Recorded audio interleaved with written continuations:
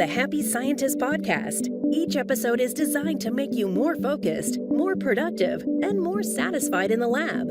You can find us online at bitesizebio.com/happy scientist. Your hosts are Kenneth Vogt, founder of the executive coaching firm Vera Claritas, and Dr. Nick Oswald, PhD, bioscientist, and founder of Bitesize Bio.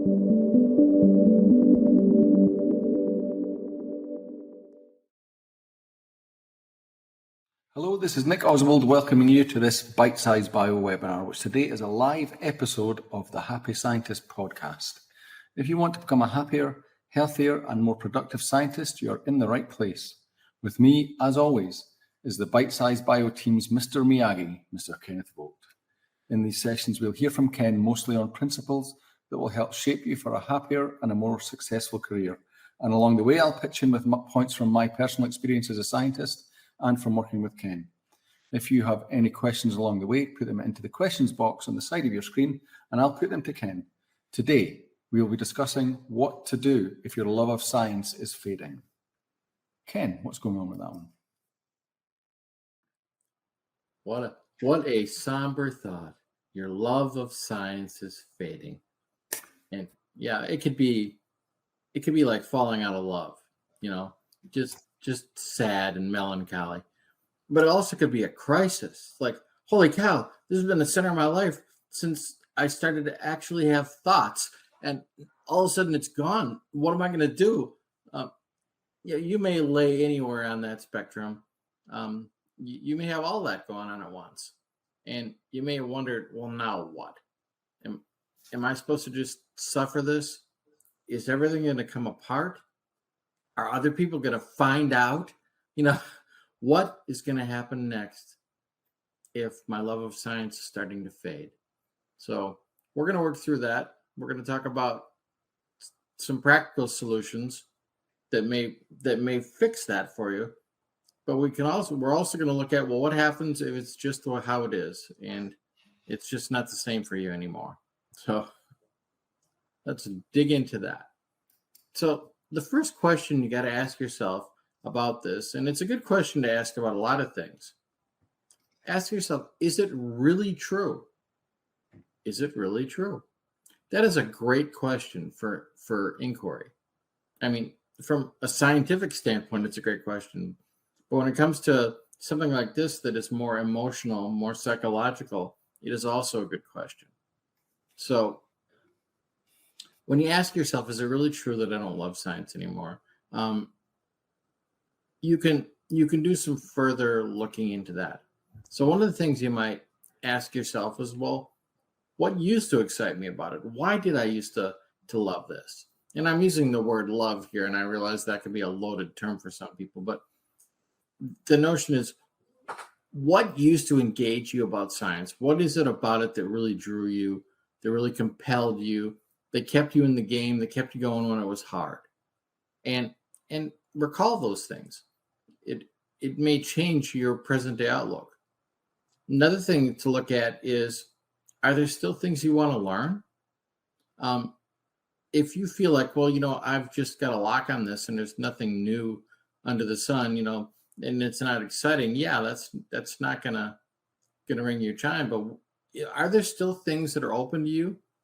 And chances are there are. I mean, if you really feel like you have totally figured out your zone, and there's nothing left, write the patent office, tell them it's time to close, because it's highly unlikely that that's true, that there's nothing left to learn.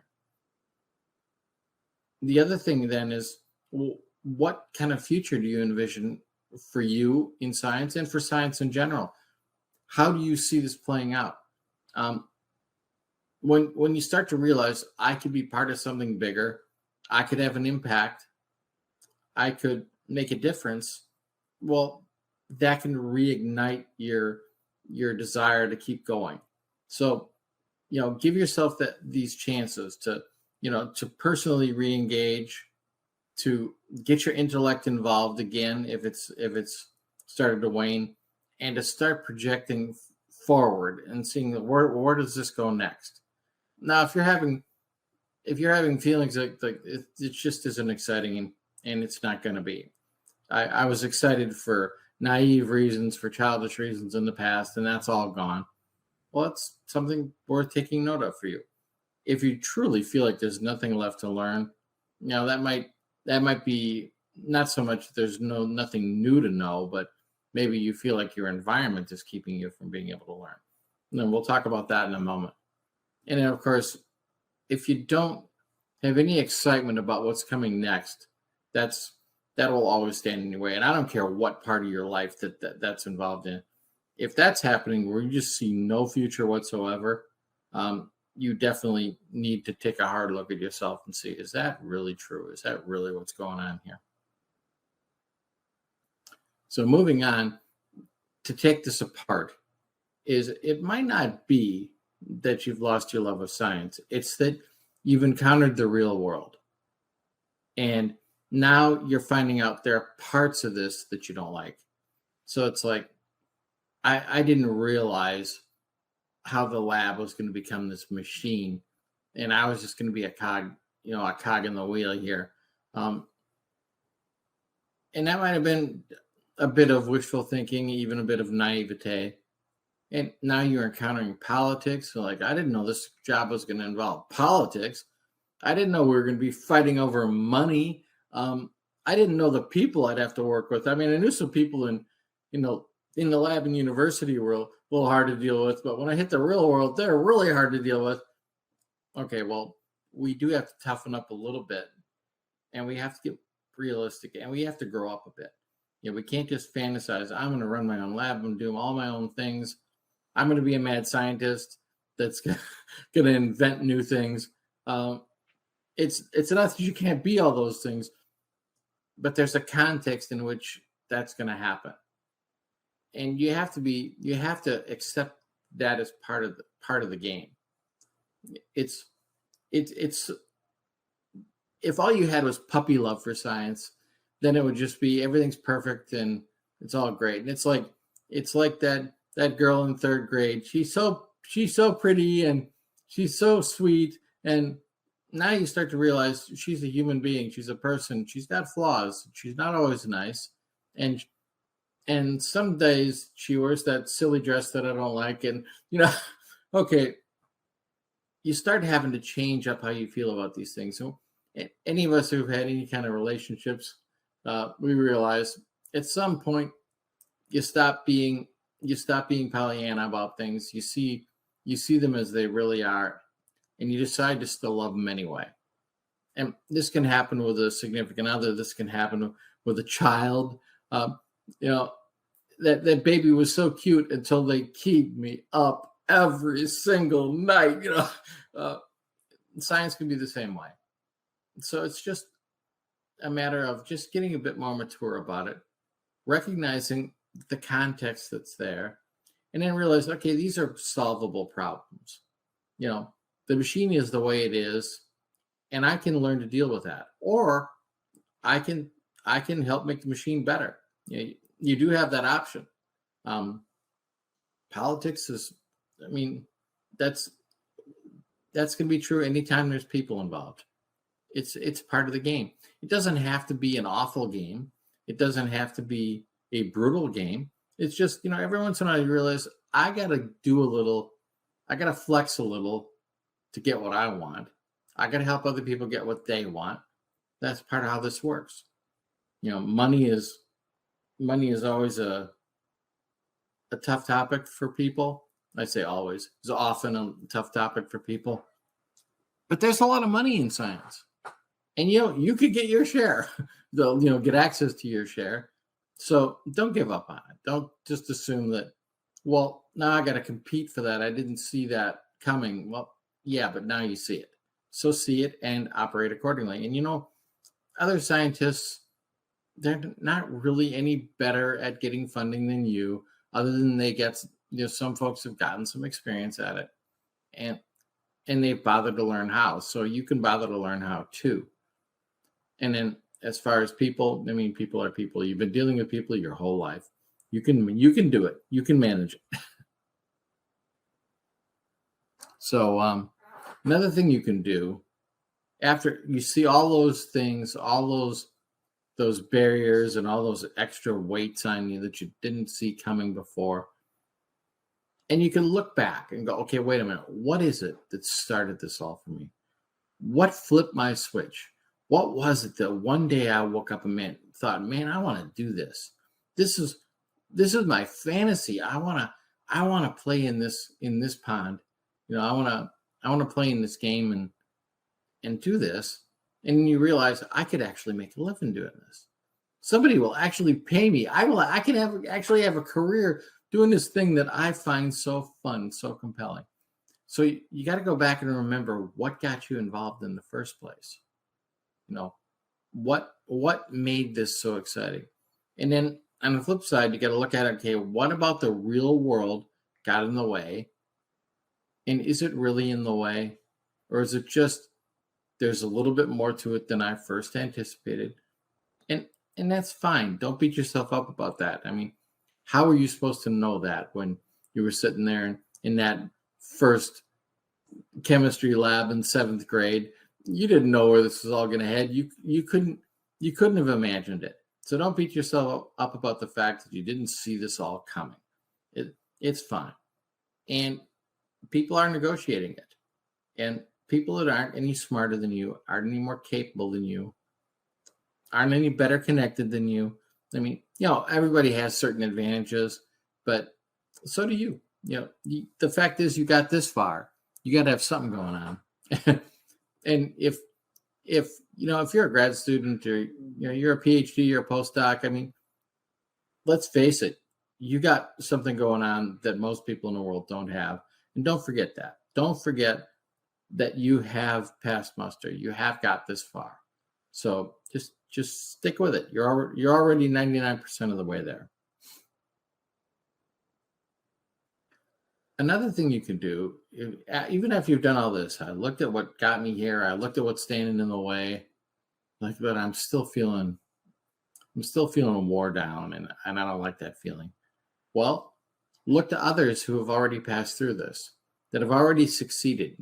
Chances are you have the opportunity to get mentorship from somebody, whether it's in your lab or in your industry, people that you've known in the past. It could be past professors. It could be people you've met along the way that are inspiring to you. Well, look to them. Get advice if you can get to them directly. But even if you can't get to them, sometimes you look at, well, I'm never going to get to talk to this person or that person. But often they're acting very much in the public. So you could see what they're doing. You can model them. You can emulate what kept them there, what got them there. And if they've managed to stay inspired and stay engaged, sometimes for decades, well, you can get engaged too.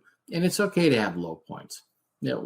We have our ups and downs. We're human. It's totally normal. Just remember that if you hit a valley, that is not how it always must be. Things ebb and flow. So if you just give it a little time, it can pass through that. And you can come out the other side. Another thing to remember is you don't even have to look outside. You can look inside. Remember that you yourself have gotten this far in this game. And look back, what worked for me in the past? Well, how did I muscle through in the past? How did I get over past humps? What did I do in the past when I plateaued? You may realize that when you do that self-examination, you already have the tools to get you past this current one. And you can do what you've done in the past. And if what you did in the past isn't enough, you can take that and use it as a springboard to get you to the next stage. And yeah, sometimes it's going to be harder than the last time. That's fine. You've had a whole life of it being harder than the last time, and you've gotten through it. So don't cut yourself, don't sell yourself short, assuming that I don't have any way out of this. I don't know what to do. Like, you may find you do. Just sometimes we're running that loop in our head. I don't know what to do. I don't know what to do. I don't know what to do. And if you stop that for a second, you may realize, well, actually, I do know what to do. I just don't want to do it. Or I do know what to do and it's going to be hard and I don't like hard, but you know what? I've done hard. I can do hard. I can knuckle down and get through it. So again, the self-examination is definitely worth it. So now I'm gonna address the elephant in the room. What if it's really true? You know what? This is just not what I thought it would be. I've put in all this effort, all this time. I've got all this sunk cost in this, and I just don't like it. I just don't want to do this. I don't want to be this. And so now what? Well, there's a lot of now what? There's a lot of things to do post lab-based science, and I will poke at Nick about this here in a second. But I just want to tick off a few things that you could do, and then Nick, I'll draw you in here. What's that? I'm taking notes here. Okay. Well, one thing you can do is you can move up to management. Yeah, maybe you're not going to work the lab so much anymore, but somebody who understands the lab has to run the lab. So your skills were not wasted. Your education and knowledge are not lost. It's useful. Perhaps maybe you just need to move out of academia and move into something more commercial. Because again, the same story. There are plenty of companies out there that very much value the fact that you've gotten the scientific background, and they need somebody with that background to do other parts of the business side of this. And you can move into that business side. There are definitely need for salespeople that understand science, marketing people that understand science, people that understand the financial realm, the funding apparatus that's out there, because they've been there and done that. These are all parts of things that are just valuable commercial skills that you may not even realize you've already gained. And it will allow you to shift gears and perhaps move into something that you will find a renewed excitement in, but your background is still helpful. Journalism. If you look out at science journalism, sometimes it makes me sad, because you wonder what some of these writers are doing. They don't know what they're talking about, but some of them do. And the ones that do really go places, and they develop an audience, and that might be very appealing to you. So perhaps journalism is a path to go. We've seen scientists become popular figures in pop culture.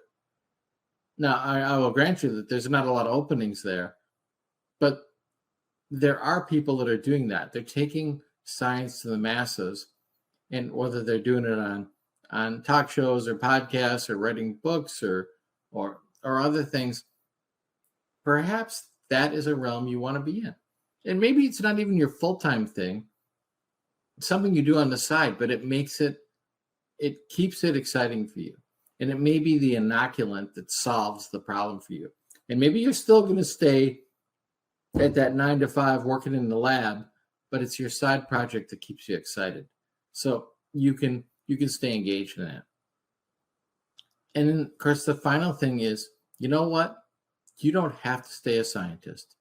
If you decided that you want to become an artist, you want to become a musician, you want to start a business, you want to do something completely different, you want to get on stage, you can do that.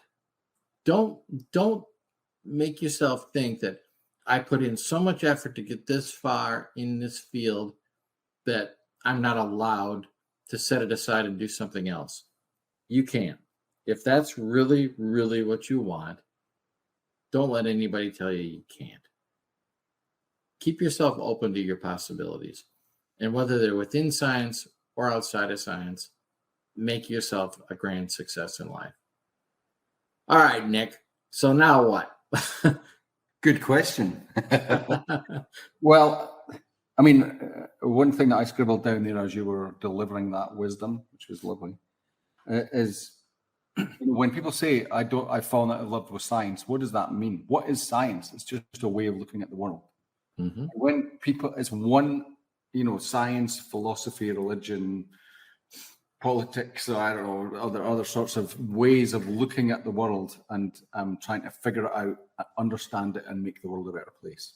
Science is one pie, one chunk in there, and it uses logic, it uses a specific way of thinking and examining the world, and so on, right?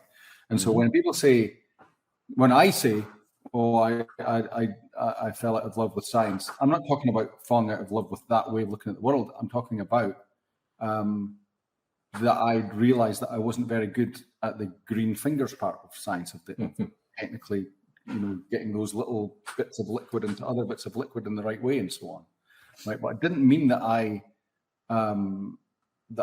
wanted to step outside of that macro realm of science. And I did something that you described, which is I decided that I wanted to make the machine better. So I did this, and which is to support other scientists in being better in their job, right? So that's one very specific example, but I think it's worth examining. And I think it's just another way of saying what you said. It's worth examining. When you say you don't love science, what does that mean? Because there are so many things you can do with a scientific background. It opens so many doors, and not just the research pathway. You listed off some, marketing, sales, the traditional stuff. I've seen people that have gone and become independent technical specialists in a specific area, helping, they make their own, become so specialized in one technique and become, the guru or a major guru. I've seen people who done that and build their own machines, little in their garage, or make a company, that build their own equipment and so on. I've seen people going into politics, art, communications, journalism, as you said, even ethics and philosophy and things like that from a scientific background.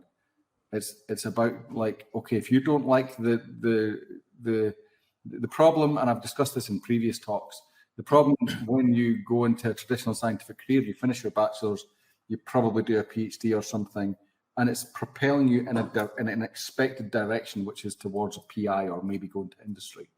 Mm-hmm. And that's seen as like generally the two roads, but there's so many other things you can do that if you find that those roads are not working for you, then you can do, there's lots of things you could do. That's what one thing to stay open to.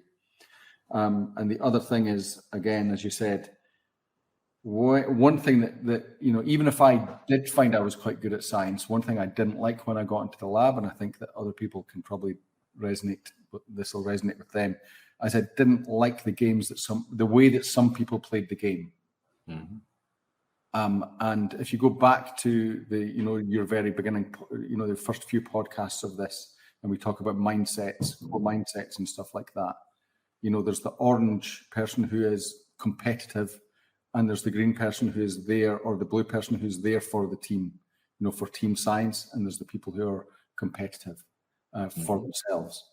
And looking back, I saw the people that were, I was put off by looking at the people who were trying to compete for themselves for the sake of winning, and that wasn't me. I was there for let's do team science. Why aren't we collaborating, right?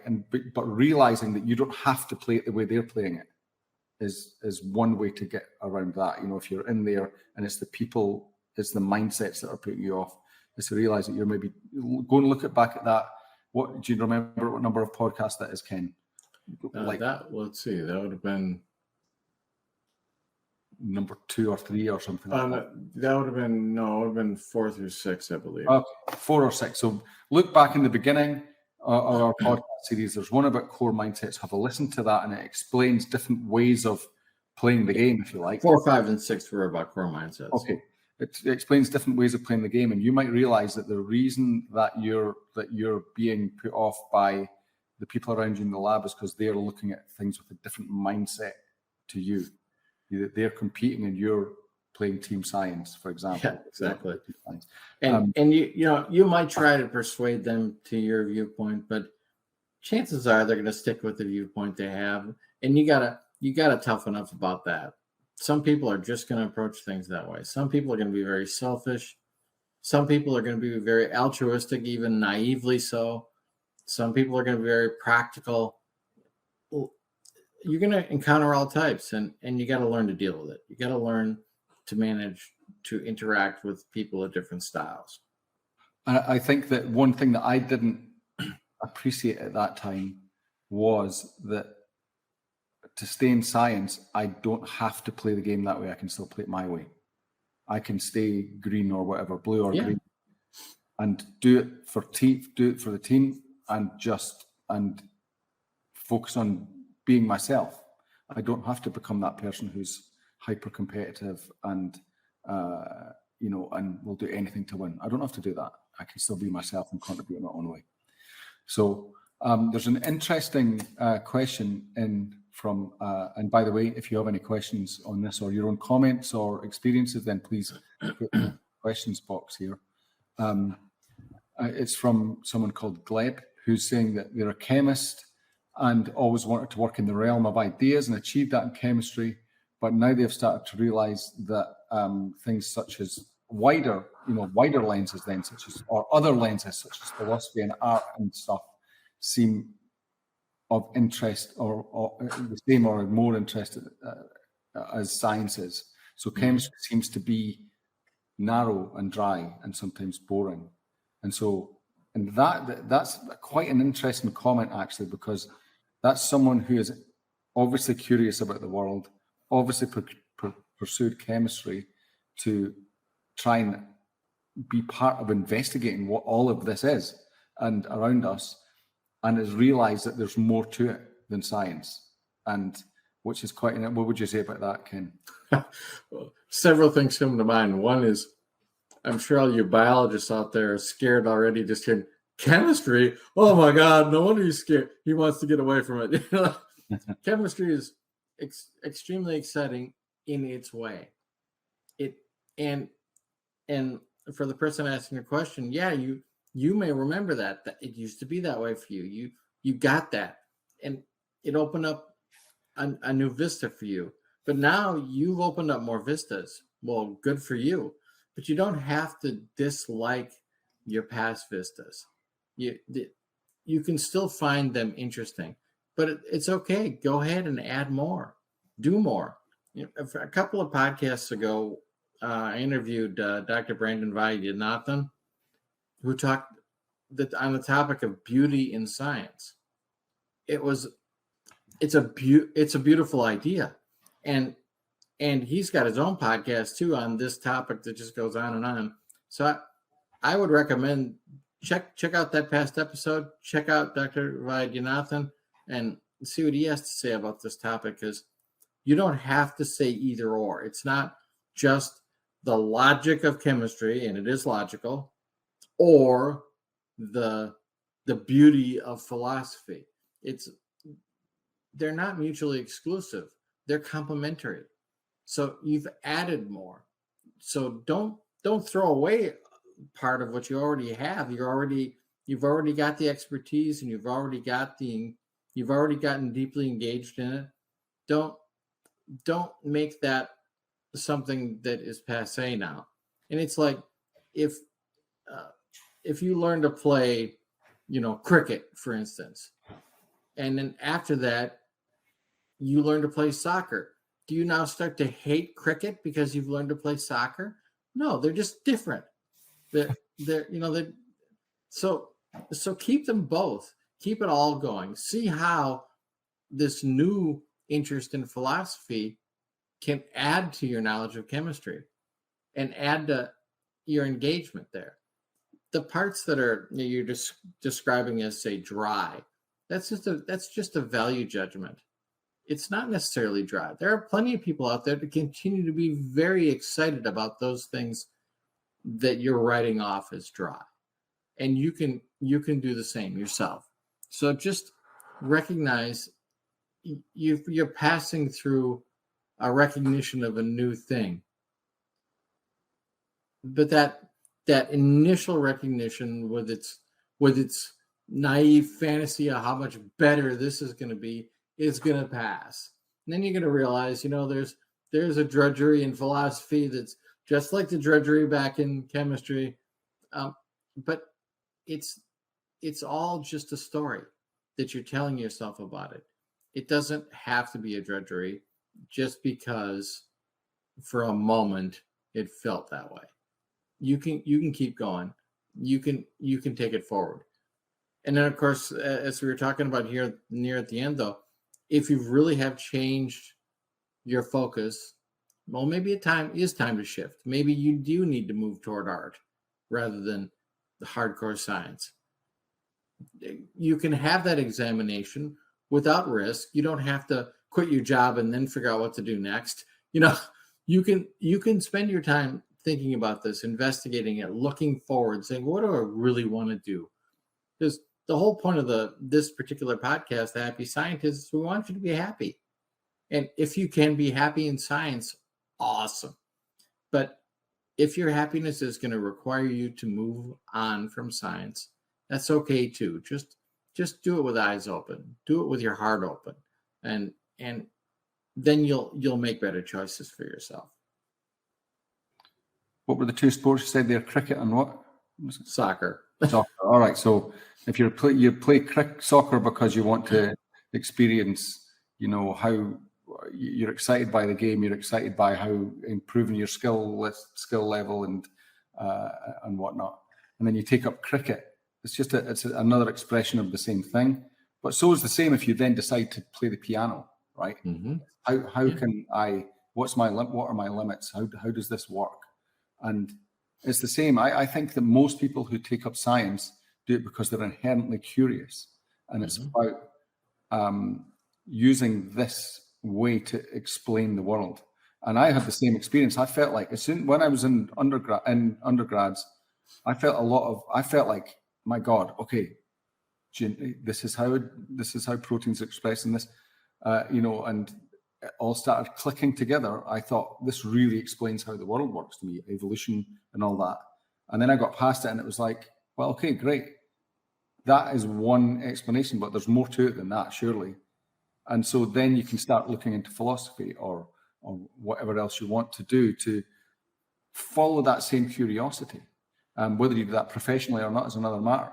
But professionally, you don't need to be bound by being a practical bench scientist or even by using your curiosity within the wrapper of science. You can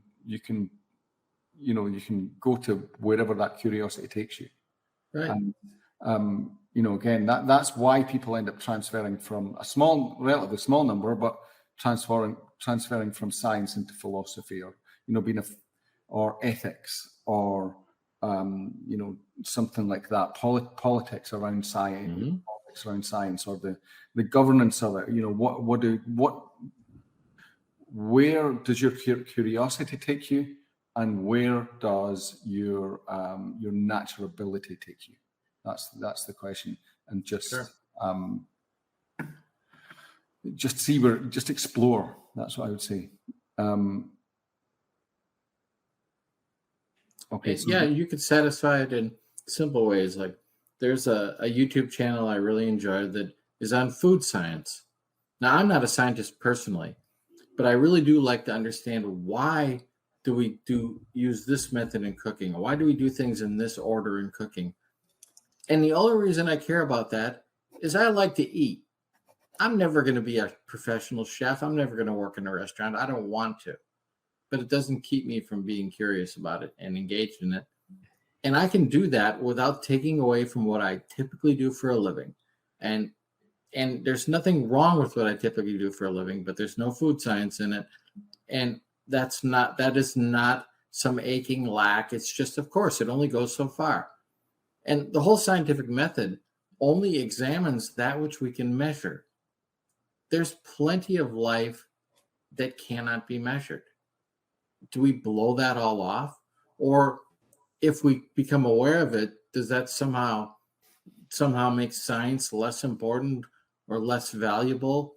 Or no, it's just different and it's fine. Go ahead and add more. It just makes things richer. So we have a question, and this person is saying that asking So they're in the final year of their PhD, and the situation is very pressured in terms of sexism, racism in the department, and no doubt other sort of academic pressures and so on. They're saying that they don't want to be in science anymore because of this. And so how can they survive the final year of their PhD knowing that? Okay, well, first off, I'm going to question the premise. Do you really think you're going to switch to some other area of life where those things will also not be there? This is part of the reality of our society. Now, I mean, that can be a hard truth, right? But you don't have to accept it. You don't have to, you could be part of the change because you see it and you feel it so deeply. So the question is, just like you've made this huge commitment to science so far that, you're approaching your doctorate, finishing your doctorate, you can make that same kind of commitment to other things too. And maybe you can be part of the force that changes things. Maybe you can be one of the people that stops these things in science. You don't have to change the whole world, but you're already pretty deep in this one world. You can be part of the solution. So use these kind of experiences as a springboard to take you farther. So the question that you got to ask yourself is, am I really gonna toughen up? Am I really gonna take on the hard stuff? Now, I'm not saying you have to be Martin Luther King. I'm not saying you got to be a martyr for the cause here. But can you do your part? Can you do a part? When I say your part, it's like that's not defined in advance. It's not like you have to be Mahatma Gandhi. You have to be Mother Teresa. No, maybe all you have to do is be a voice of reason. Maybe all you have to do is be the person that says, I have a question. And you don't even have to solve it. You just have to bring it up. And you can watch problems being solved. You can be part of the mosaic. So it comes down to not telling yourself a story, but just see things as they actually are. Some things are bad. Some things are deficient. Some things are, rub you the wrong way. Well, see that, because that's always going to be. That's never going to end. That's always going to be a part of life. And the more you get good at dealing with that kind of contradiction in the world, the more successful you'll be and the happier you'll be. And the more you will help others. It's a grand opportunity to be in service to others. Yeah. It's a tough answer, but it's true. And also the idea of how do I survive this final year? It's I'll let you speak about that. I've been there. That if you're in a hard situation, I almost left in the middle of my PhD several times. I'm glad I didn't, because I learned stuff about myself. But importantly, I also got a PhD, which opened some doors for me. So there's motivation in it for yourself in terms of, let's just get your head down and focus, get it done to get the PhD, and then see where you want to go.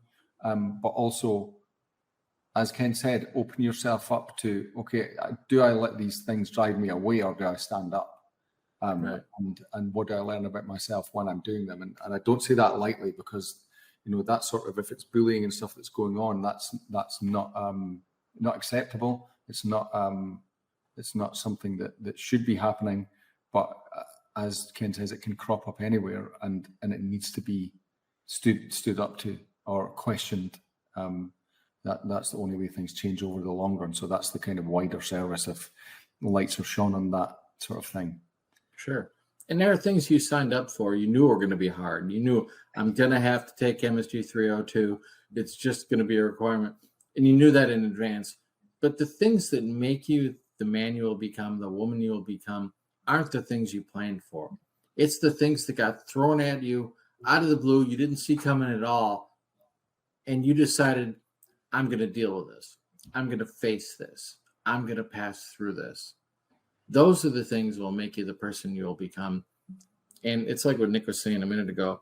You don't know, but that you're really going to give yourself a tool you never knew you were going to need, but you'll have it now, and you'll be able, and it'll open doors for you, and it'll make things possible, and it'll give you more options in the future. So, don't cut yourself off from that. So on a related note, there's a couple of questions here from our comments really, from Isatu, saying that they don't like politics and science and the politics and science, and they think COVID sucked away the life in science. Okay. And on one regard, I can see, COVID laid bare a lot of things in the world, and things don't look the same afterwards. And so, and the same, in a way, it's the same as saying I don't like the politics in science. Without politics, science wouldn't exist because the funding wouldn't come through, scrambling for money in society is either about capitalism or politics. And so the politics has got to be in there with the way society is at the moment. And so it's a necessary part of it. So how do you deal with it? Do you just walk away from science then? Or do you help to make the political aspect of science better? Or do you just carry on regardless, doing your science regardless of the politics, and take it as a kind of as a necessary part of life or something like that? There's ways to deal with it, but just because because your wife snores at night doesn't mean that you have that you shouldn't stay in the relationship. You know what I mean? Reasons. And not all of them are, not everything is solvable. I think that's the way I look at it. Yeah, the other thing is, how much will you put up with before you give up, before you go home, before you just forget about all the positives and all you look at are the negatives. Yeah. If all you're doing is thinking all day long about I hate this and I can't stand that and this should be different, and when we're doing all of this fantasizing about if only the world looked the way I would have liked it to be. Yeah, look at the world the way it is. And the same, it's just like when you're doing your experiments and you're getting results, you don't blow off the results. You look at that data and then you adjust from there. You got to do the same thing when looking at the political world. This is how it is. So operate from that point instead of, I wish it weren't like this, because that doesn't get you anywhere. Yeah. It feels like that was a rather dark episode. I totally disagree. I think this is a very positive thing. To drive down to what is really true is as scientific as it gets. Folks, you have a lock on this that is uncommon in the world. We'll make use of it. Don't just use it, when you're pipetting liquids into liquids, right? Yeah. Use it all the time. It's going to make your career better, and it's going to make you happier in that career. Yeah. Okay. If there are no more questions or comments, then I think I'm out of stuff. Are you, Ken? Yep. Okay. So we've reached the end of our time today. Thank you, Ken, for some wonderful insight as usual. And to you. Thank you, Nick, for the practical insight. No worries. And thanks to you, the audience, for listening in, whether that be live today or on demand. If you enjoyed this content, please subscribe to The Happy Scientist on your favorite podcast platform or on YouTube. You can also listen back to our early episodes that are packed with equally useful wisdom, including those episodes about core mindsets that will help you if you haven't read episodes 4, 5, and 6. Okay. And of course, please tell your colleagues about this podcast so we can help spread The Happy Scientist and make more happy scientists. And also look out for more Happy Scientist live episodes in the coming months. You can find them listed on events.bitesizebio.com, in our newsletters, and on the Happy Scientist Facebook page at facebook.com/The Happy Scientist Podcast. So until then, good luck in your research and goodbye from all of us at Bitesize Bio. including Mr. Miyagi. Bye. Bye.